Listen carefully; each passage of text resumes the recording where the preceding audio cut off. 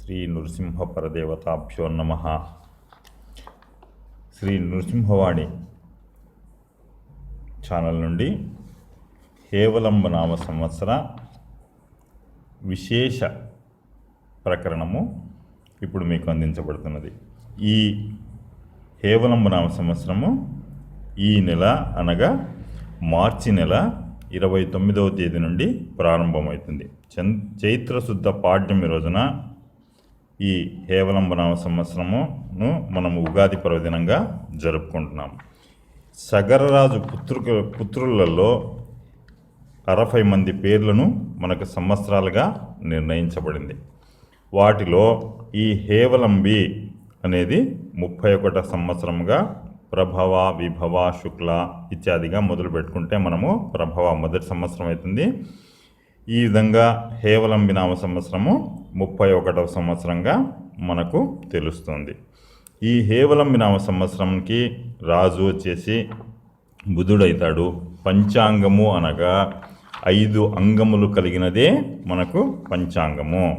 ఈ పంచాంగాన్ని తెలుసుకోవడం వలన ఏం జరుగుతుంది అనేది మన పూర్వులు, మన పెద్దలు, మన ఋషివర్యులు మనకు అందించినది ఏమంటే, తిథిశ్చ శ్రియమాప్నోతి, తిథిని గురించి తెలుసుకోవడం వలన మనకు శ్రియము అంటే సంపదలు చేకూరుతాయి.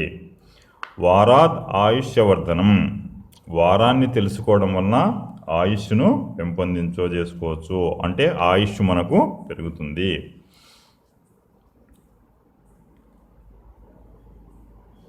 యోగాద్ యోగ సిద్ధించ, యోగాన్ని తెలుసుకోవడం వలన యోగము మనకు వస్తుంది. కరణాత్ కార్య సిద్ధించ, కరణం తెలుసుకోవడం వలన మనకు కార్యము సిద్ధికి జరుగుతుంది.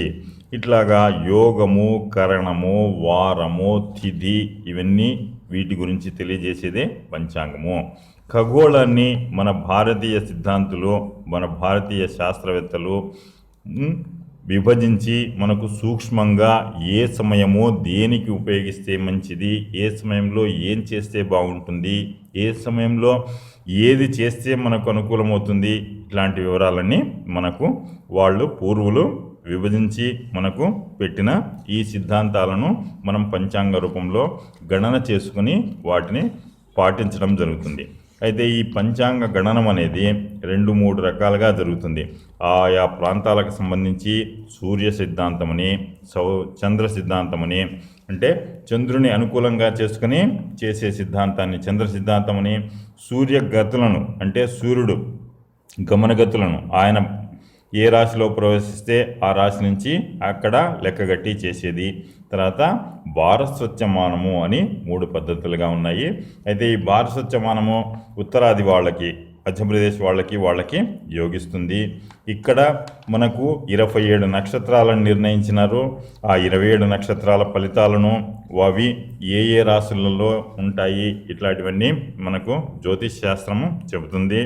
తర్వాత ఈ 12 రాశులను అంటే మొత్తము మన అంతరిక్షాన్ని 360 డిగ్రీలుగా చేసుకుని వాటిని 12 భాగాలుగా విభజించి ఒక్కొక్క భాగానికి ఏమేమి ఎట్లెట్లా అని వాళ్ళు పేర్లు పెట్టుకున్నారు. మేషము, వృషభము, మిథునము, కర్కాటకము, సింహము, కన్య, తుల, వృశ్చికం, ధనస్సు, మకరం, కుంభం, మీనం అని ఇట్లా 12 భాగాలుగా విభజించినారు.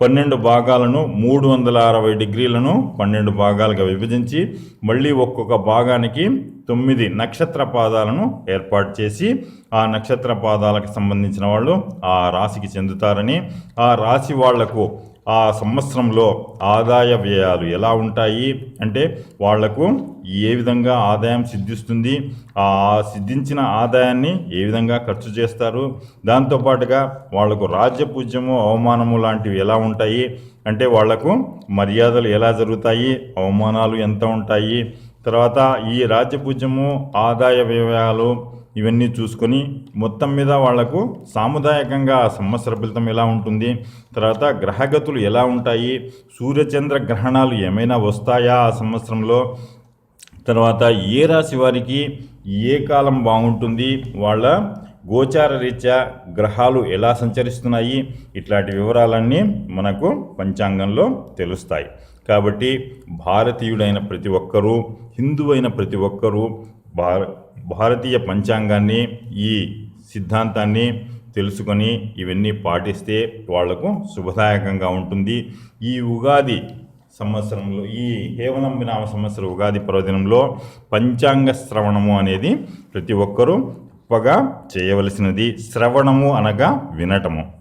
పంచాంగ శ్రవణము మనకు ఎవరు చెప్పినా, ఎక్కడ చెప్పినా, ఏ విధంగా చెప్పినా మనం పంచాంగ శ్రవణం చేయడం వలన మనకు ఆరోగ్య సిద్ధి, ఐశ్వర్య సిద్ధి కలుగుతాయని ఆశిస్తూ జయం కలుగుతుందని శుభాశిష్యులతో శ్రీ నృసింహవాణి.